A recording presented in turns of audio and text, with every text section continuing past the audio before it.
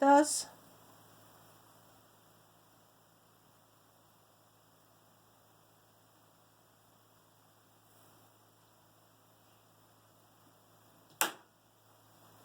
What was that? Something fell. I didn't touch anything. No, you didn't. You didn't move. What was it?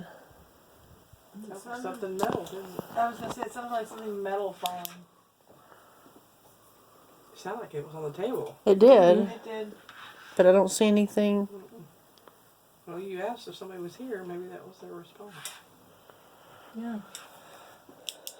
Well, if that was a response, we thank you. Would you mind letting us know by doing something again? Some kind of noise or anything at all?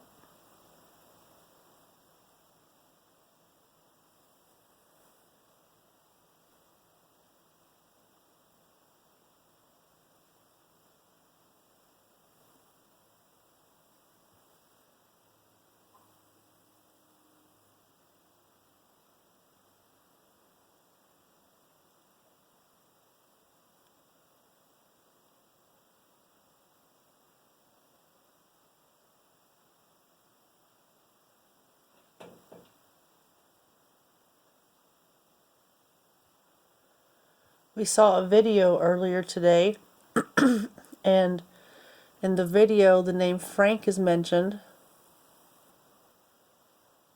Would you like to tell us about Frank, or are you Frank?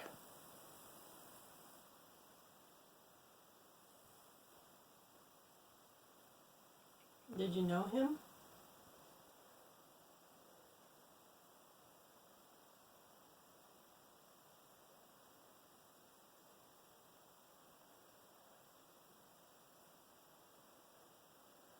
If you come over to this round lit up device on the table, it will let us know that you're here. It won't hurt you or anything.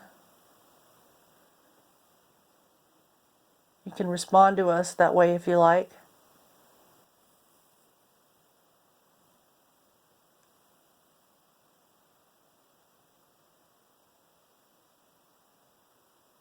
Or if you speak, we have recorders that might pick up something that we can't hear with our ears.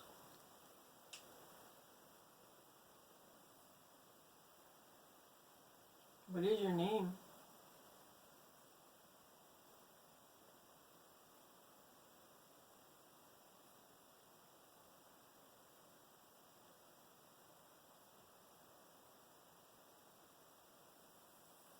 Is there something you would like to say to us?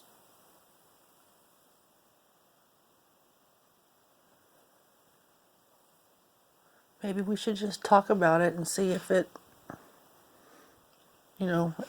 brings about any response again.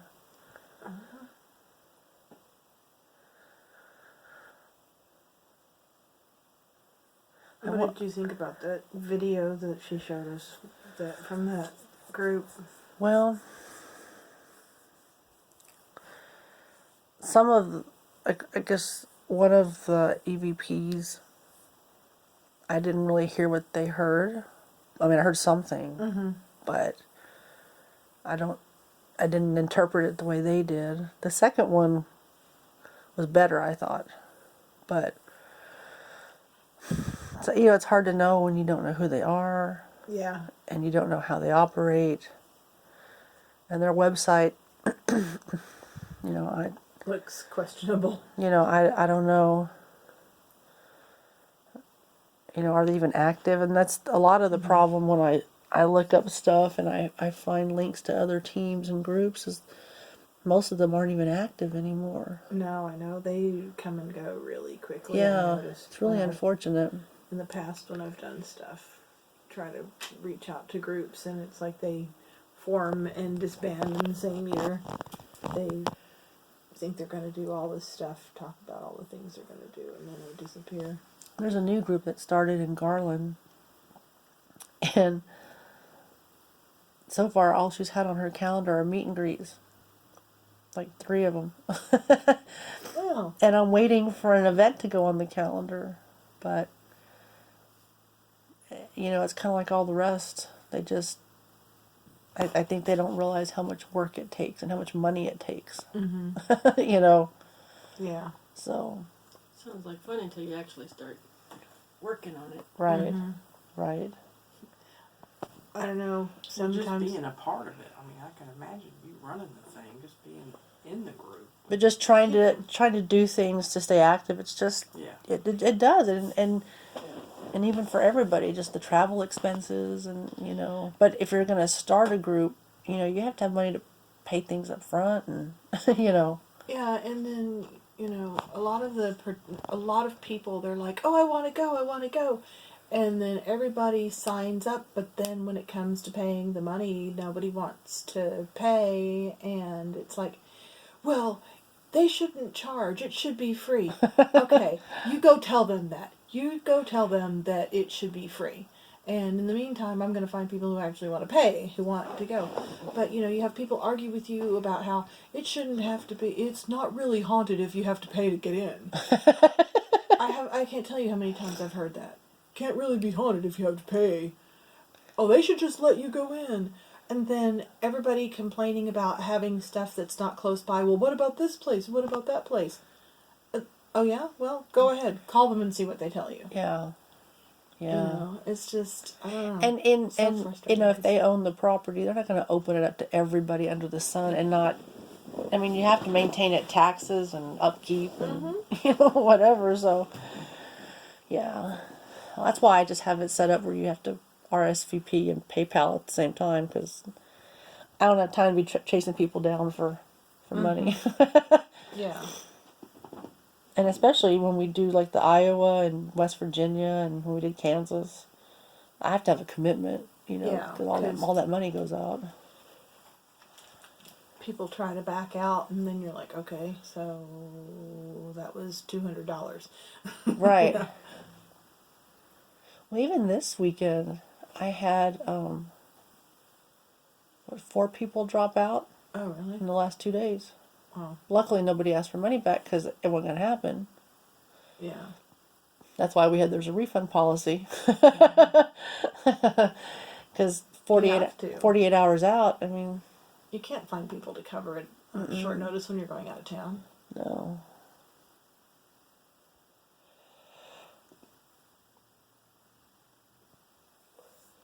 So I wonder if you were assigned to the submarine and you didn't realize you're claustrophobic. I mean, Oh, wow, I guess maybe yeah. they vetted you out and screened you out before they like, you know, when you had some kind of training, I guess, to see if you're claustrophobic or, you know, because once you're on here and if you have an anxiety attack, do they just drug you until you're okay? I don't know. That's, I wonder about that because, I mean, during the war, if you were drafted and you got stuck somewhere, you just You did it.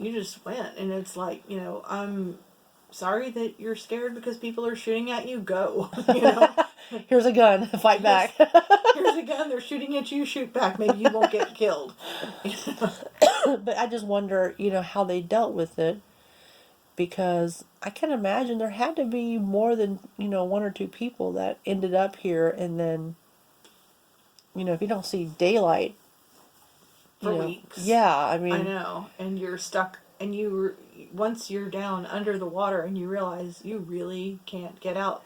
And if you're one of those people that overanalyzes things, the more you think about it, the Yeah. more you're going to freak yourself out. and especially because to me, I think knowing I'm that far underwater, I wouldn't think I could breathe.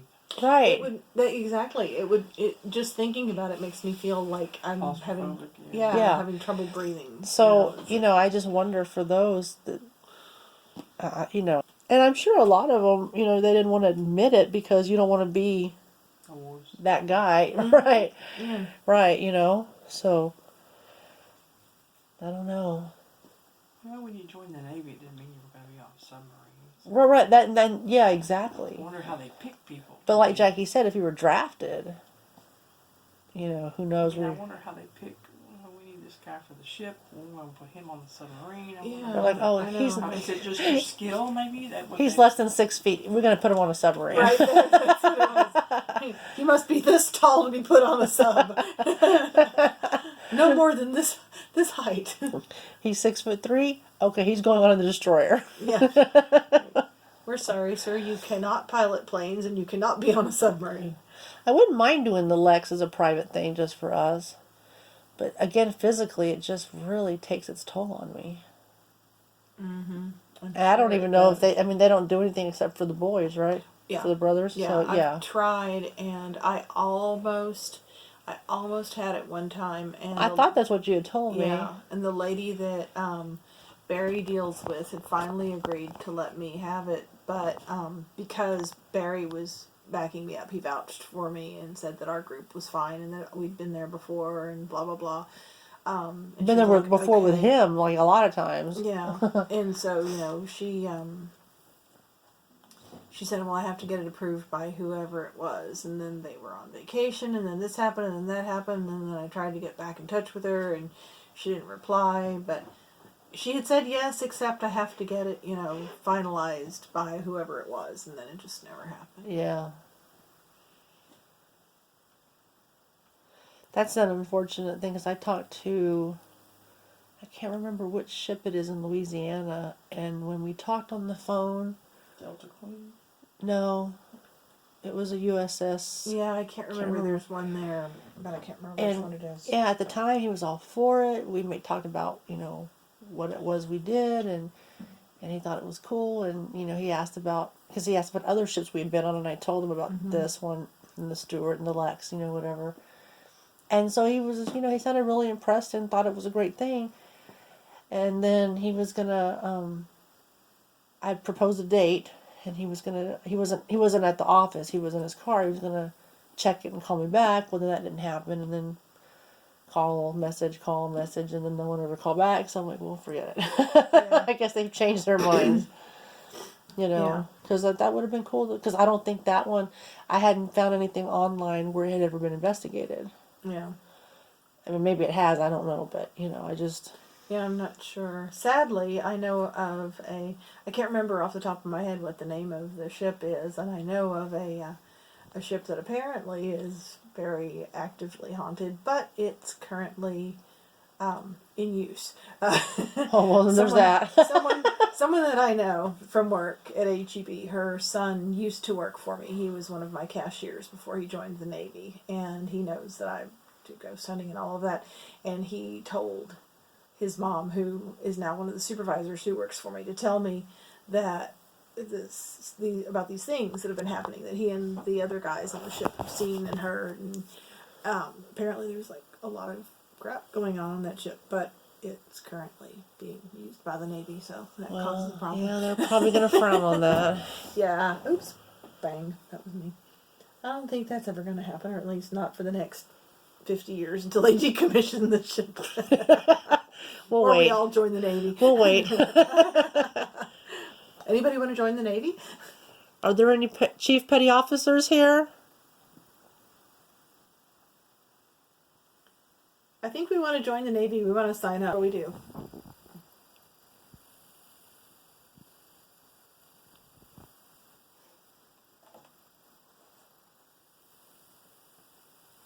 My our local pastor at the church, his son just joined the Navy. He came back for one service or something, and he had his Navy uniform